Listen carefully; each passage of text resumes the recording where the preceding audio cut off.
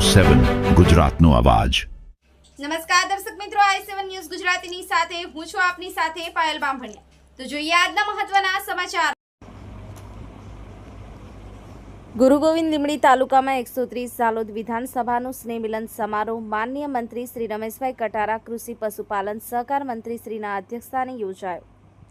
મળતી માહિતી મુજબ લીંબડી તારીખ 2/11/2025ના રોજ ગુરુ ગોવિંદ લીંબડી તાલુકાના કંબોઈ ગુરુ ગોવિંદ સમાધિના સ્થળે માનનીય ધારાસભ્ય મહેશભાઈ પુરિયા દ્વારા આયોજન કરી અને ગુરુ ગોવિંદ મહારાજની સમાધિ પર દર્શન કરી આરતી બોલી સ્નેહ મિલન સમારોહ કાર્યક્રમ દીપ પ્રગટાવી અને ખુલ્લો મૂકવામાં આવ્યો હતો।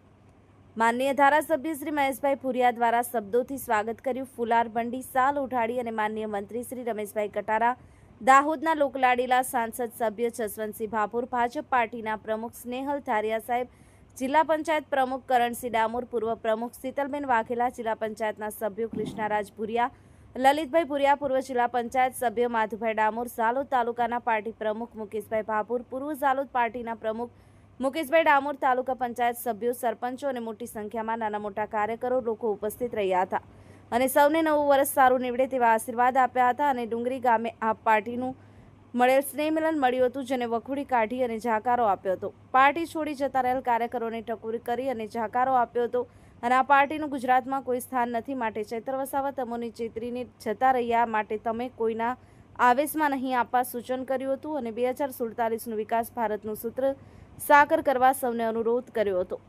બ્યુરો ચીફ કાળુભાઈ ડામોર સાથે cameraman sensing Bariya, i7 news Gujarati, Dahod.